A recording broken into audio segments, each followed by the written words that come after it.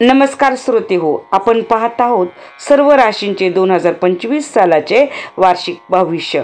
आज आपण पाहणार आहोत तुळ राशीला 2025 हे साल कसे जाणार आहे त्याचे सर्व मुद्द्यांनिशी आपण विवेचनपूर्व ह्या व्हिडिओमध्ये पाहणार आहोत।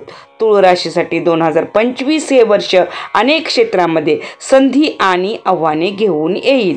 त्यातील पहिला मुद्दा पाहणार आहोत आपण करिअर आणि व्यवसाय।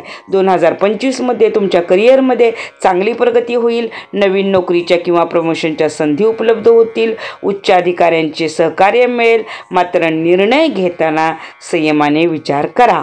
व्यवसाय क्षेत्रात नवीन प्रकल्प सुरू करण्यासाठी हे वर्ष अनुकूल आहे। आर्थिक जोखीम घेताना सावधगिरी बाळगा। भागीदारीतले संबंध जपून ठेवा। दुसरा मुद्दा आहे आर्थिक स्थिती तुमची चांगली राहील, पण अनावश्यक खर्च टाळा। गुंतवणूक करताना दीर्घकालीन दृष्टिकोन ठेवा। पैशाचे व्यवस्थापन चांगले केल्यास तुम्हाला आर्थिक स्थैर्य लाभेल। तिसरा मुद्दा आहे कौटुंबिक आणि वैवाहिक जीवन। कौटुंबिक जीवनामध्ये सौहार्दपूर्ण वातावरण राहील। काही वेळा मतभेद होऊ शकतात, पण त्यावर शांततेने तोडगा काढा। वैवाहिक जीवनात नवीन उत्साह येईल। जोडीदाराचा विश्वास जिंका, त्याने नातेसंबंध अधिक घट्ट होतील। चौथा मुद्दा आहे आरोग्याच्या बाबतीत हे वर्ष मध्यम राहील। मानसिक ताण कमी करण्यावर भर द्या।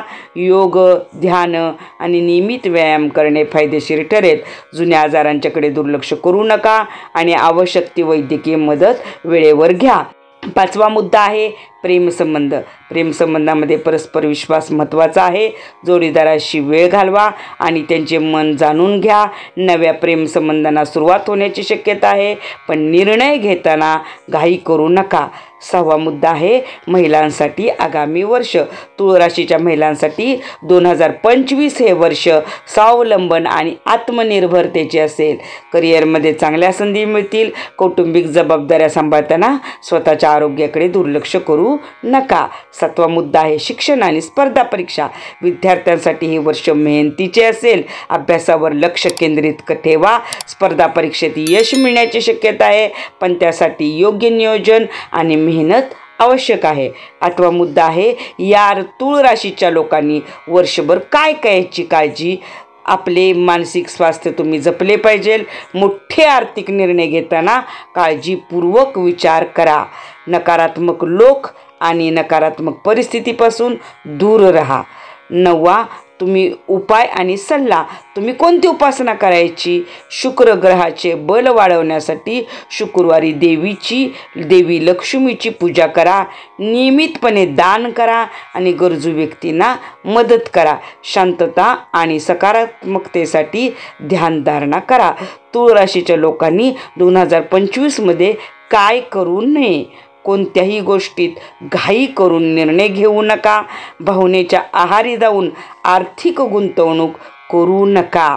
कौटुंबिक वाद किंवा कामाच्या ठिकाणी गैरसमज वाढवू देऊ नका। तुमचं वर्ष आनंददायी, यशस्वी आणि समाधानकारक जावो हीच शुभेच्छा।